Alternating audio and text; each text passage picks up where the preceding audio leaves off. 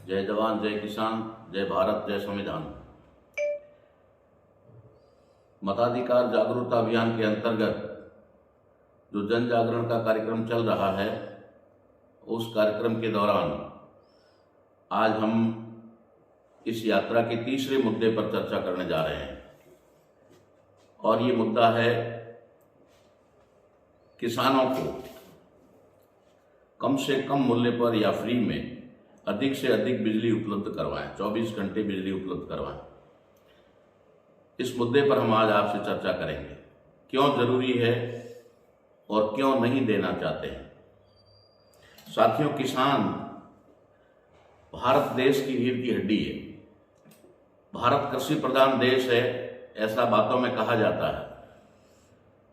और कृषि प्रधान देश इसलिए है क्योंकि 80% इस देश की जो आबादी है वो किसान है और उन किसानों के द्वारा जो फसल पैदा की जाती है, उस फसल से ही पूरे देश का पेट भरता है।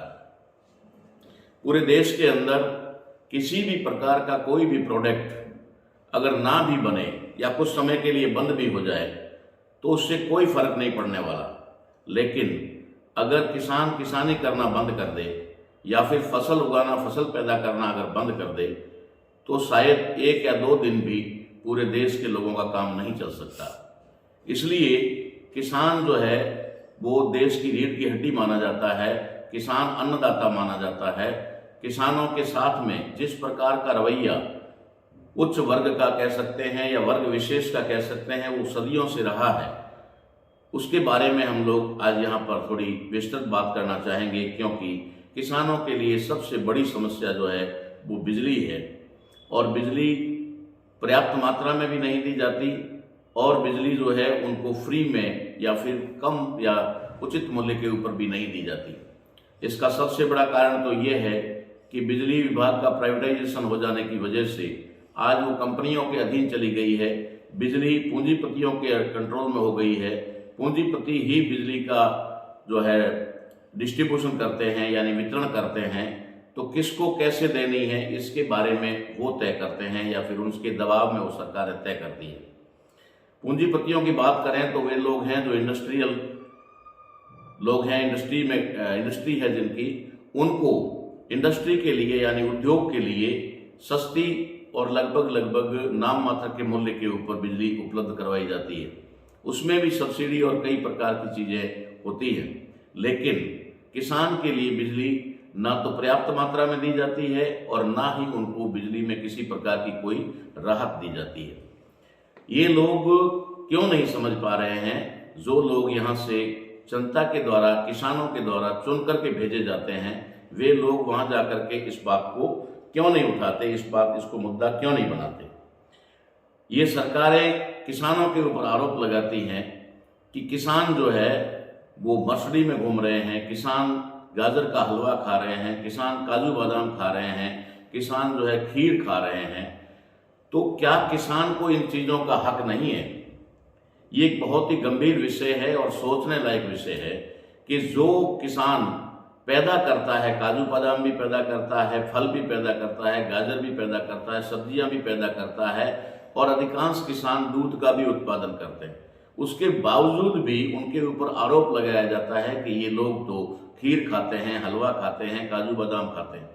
तो क्या पैदा करने वाले को इस बात का अधिकार नहीं है कि वो लोग इसका उपभोग कर सके? लेकिन शायद इस देश के अंदर एक सिस्टम ही ऐसा बना हुआ है जिस सिस्टम के तहत किसानों को सिर्फ और सिर्फ शोषण के अलावा कुछ भी प्राप्त नहीं होता। ये सदियों की परंपरा रही है और इस देश के अंदर किसानों को हमेशा एक तरह से कहा जाए तो उनको प्रताड़ित भी किया जाता है और उनका शोषण भी होता है। संविधान के लागू होने से पहले तो ये बात समझ में आती है कि राजतंत्र में किसानों का सिर्फ उपयोग होता था और उन्हें सिर्फ और सिर्फ जो है खाने तक ही सीमित रखा जाता था। खाने में भी पर्याप्त मात्रा में खाना उनके लिए नहीं छोड़ा जाता था। वे लोग पहले अपना अनाज ले जाते थे और उसके बाद में किसान को उसी बनिए का मोहताज होना पड़ता था और वहां जाकर के उससे अनाज उधार लेना पड़ता था और बनिया इस शर्त पर उधार देता था, वो भी सड़ा हुआ अनाज देता था कि आपको जब फसल पक जाएगी तो हमें उसका 4 गुना या डबल देना पड़ेगा। इस प्रकार से उस समय शोषण होता था। उस समय तो हम बात को मान सकते हैं कि उनकी आवाज़ उठाने वाला कोई नहीं था या उनकी सुनने वाला भी कोई नहीं था। लेकिन आज तो भारत देश के अंदर लोकतंत्र है, भारत में संविधान है और संविधान में किसानों को भी अधिकार है। उसके बावजूद भी किसानों के साथ में ऐसा हो रहा है। क्यों? क्योंकि आज भी सत्ता या देश का जो लोकतंत्र है वो आज भी उन्हीं लोगों के नियंत्रण में है जो पहले जिन लोगों के नियंत्रण में राजतंत्र था। मैं बार बार कह रहा हूं कि आज लोकतंत्र में राजतंत्र की स्थापना उन लोगों ने कर दी है और यही राजतंत्र जो आज हमें दिखाई दे रहा है कि पीढ़ी दर पीढ़ी उन्हीं परिवारों के लोग सत्ता में पहुंचते हैं और उन्हीं परिवारों के लोग सत्ता में पहुंचने की वजह से जो है एक राजतंत्र सा स्थापित हो गया है और उन लोगों को भी वहां पर एक वर्ग विशेष के द्वारा, जैसे पहले राजाओं को कंट्रोल में रखा जाता था वैसे ही उनको भी कंट्रोल में रखा जाता है। इसलिए हम लोगों ने इस मताधिकार जागरूकता अभियान के अंतर्गत जो आम नागरिक संवैधानिक अधिकार यात्रा निकाली जा रही है, ये यात्रा अभी जैसलमेर में चल रही है और हर तहसील और हर गांव तक, हर किसान तक पहुंचने का प्रयास किया जा रहा है। इसके अंतर्गत हम लोग तीसरा मुद्दा जो है किसानों को फ्री में यानी 24 घंटे और फ्री में बिजली उपलब्ध करवानी चाहिए। तो क्यों करवानी चाहिए?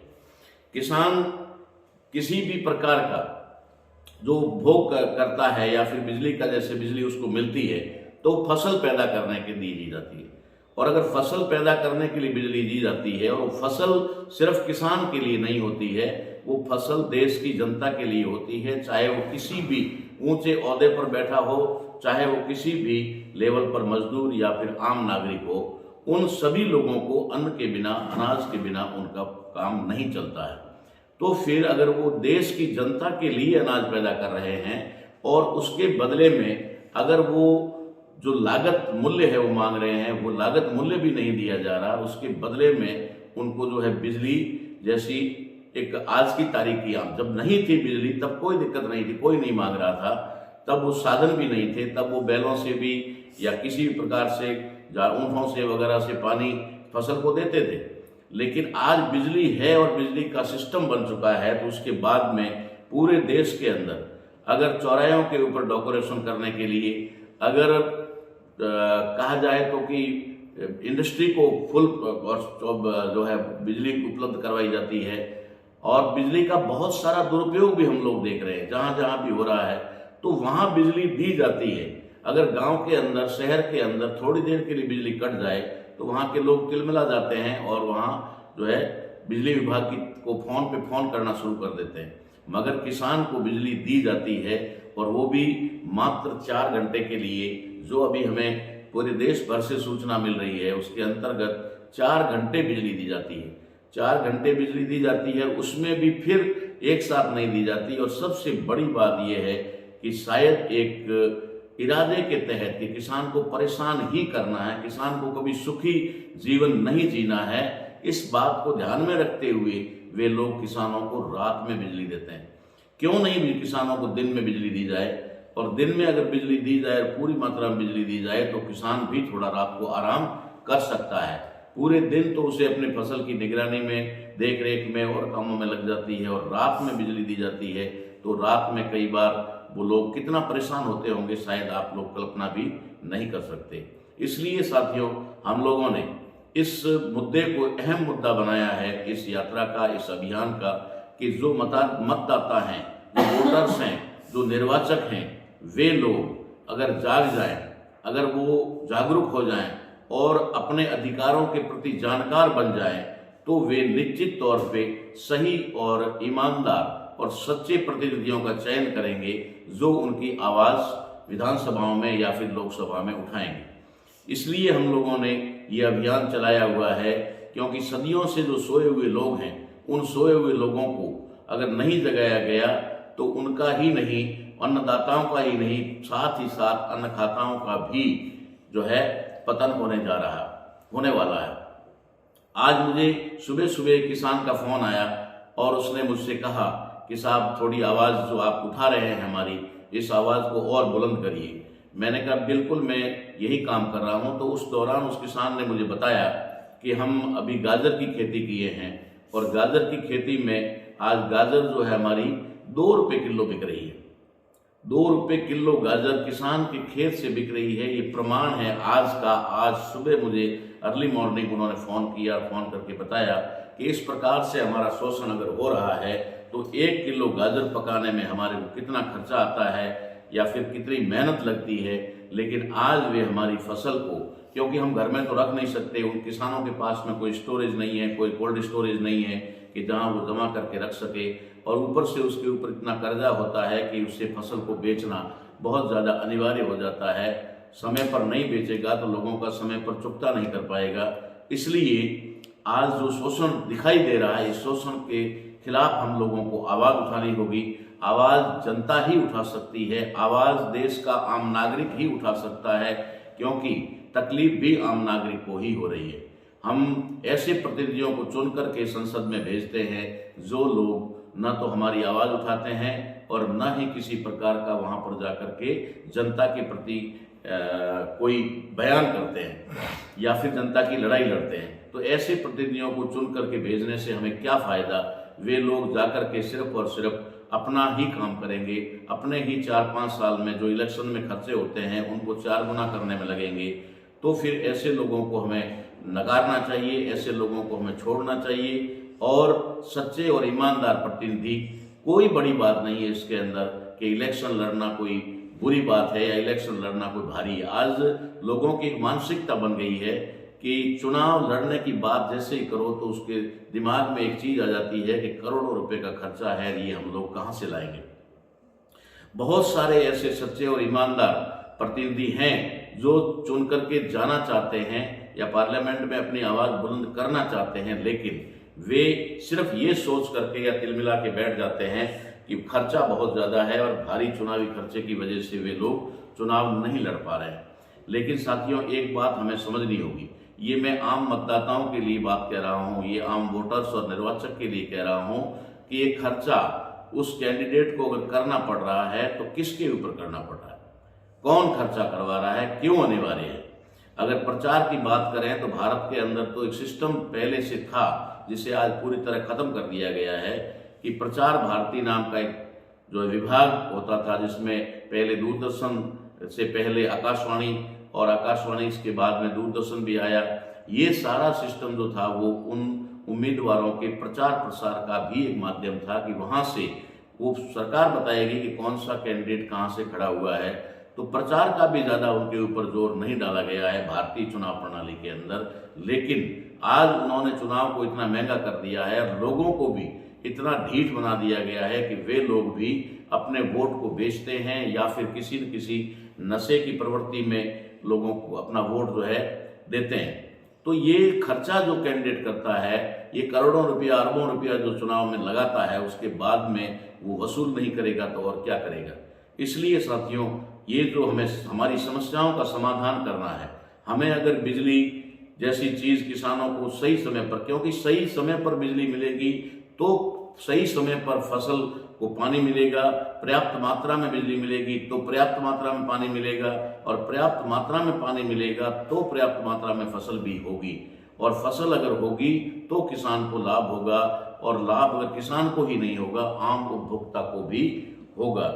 इसलिए हम लोगों ने ये मुद्दा इस यात्रा के अंतर्गत दौरान रखा है कि अगर सच्चे और ईमानदार प्रतिनिधि चुन करके जाएंगे तो वे लोग जो सरकार की नीतियां हैं, जो बिजली विभाग का प्राइवेटाइजेशन करके उन्होंने वितरण प्रणाली को भी जो है प्राइवेट हाथों में दे दिया है, वे मनमाने ढंग से उनसे वसूली कर रहे हैं। ये समस्या सिर्फ किसानों की नहीं है, ये आम उपभोक्ता की भी समस्या है कि किस प्रकार से बिजली के भाव आए दिन बढ़ते जा रहे हैं और किस प्रकार से उनके ऊपर किसी प्रकार के सरचार्ज या भूख चार्ज, स्थायी शुल्क इस प्रकार के लगा करके उन लोगों का शोषण किया जा रहा है।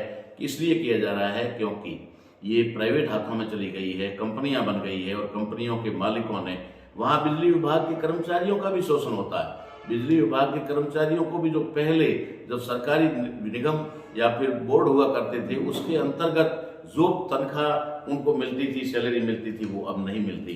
अब उनको 10,000, 8,000, 12,000 रुपये में वहाँ पर उनका शोषण हो रहा है। ये तमाम चीज़ें जो है इसके लिए कोई और जिम्मेदार नहीं है, कोई पाकिस्तान जिम्मेदार नहीं है, कोई धर्म जिम्मेदार नहीं है, ये सिर्फ और सिर्फ जिम्मेदार हैं तो हम खुद हैं, क्योंकि हम अपने अधिकारों के प्रति जागरूक नहीं हैं और अधिकारों के प्रति जागरूक नहीं होने की वजह से हमें अपने अधिकारों का पता नहीं है और अधिकार कैसे प्राप्त करना ये तो पता होने का सवाल ही नहीं है। इसलिए साथियों, आप लोगों से अनुरोध है कि ये जो जागृति का अभियान है, इस जागृति के अभियान को बुलंद करें। इसको जहाँ पर भी, इसके लिए कोई ज़रूरी नहीं है कि आप लोगों को इसके लिए कोई अलग से काम करना पड़ेगा। हम नेशनल लेवल पे इसको चला रहे हैं और नेशनल लेवल पे जो चल रहा है उसके अंतर्गत हम सभी लोगों के कहते हैं कि आपको कोई नेशनल लेवल पे चलने वाले प्रोग्राम को ऐसे नहीं समझना है कि मैं कहीं बाहर जाकर कैसे प्रचार करूं, मेरे पास साधन नहीं है, मेरे पास पैसे नहीं है। आपको और कुछ नहीं करना है, अपने गली मोहल्ले में जहां तक आप जा सकते हैं, रिश्तेदारी में, आपके मित्र मंडल में, जहां तक है वहां पर इस बात को पहुंचाएं कि ये जो मताधिकार का है ये सही उपयोग करके ही हम अपने अधिकारों को प्राप्त कर सकते हैं। ये किसान लोगों को भी ये बात समझानी पड़ेगी कि आपके अधिकार इस प्रकार से लड़ने से नहीं मिलेंगे। लड़ने का भी एक तरीका होता है। हमारा दुश्मन जो है वो दिमाग से लड़ता है और हम लोग शरीर से लड़ते हैं। हम लोग शरीर से लड़ते हैं तो शरीर थक भी जाता है, परेशान भी हो जाता है, मारा भी जाता है, लेकिन दिमाग और विचार जो है वो कभी मरता नहीं है।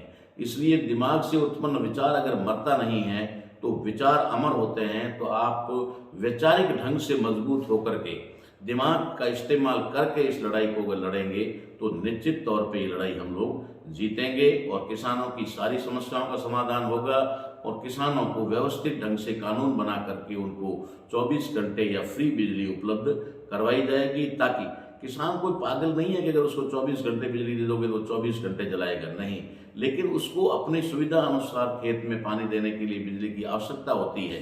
जब वो चाहता है कि अब मैं खेत को पानी दूं तब बिजली नहीं होती, और जब वो थका हारा होता है या फिर उस स्थिति में नहीं होता है उस समय बिजली आती है तो या बिजली दी जाती है, तो वो एक किसान के साथ में एक बहुत बड़ी एक शोषण वाली प्रवृत्ति है। इसे हमें मिटाना होगा और मिटाने के लिए हमें मजबूत और ईमानदार और सच्चे प्रतिनिधियों को चुन करके भेजना होगा। इसी अपील के साथ में आप लोग इस वीडियो को ज़्यादा से ज़्यादा शेयर करें, किसानों तक पहुंचाएं, आम आदमी तक पहुंचाएं, अन्न खाता तक पहुंचाएं, तो जाकर के ये समस्या का समाधान होगा। इसी के साथ आपका बहुत बहुत धन्यवाद, बहुत बहुत शुक्रिया।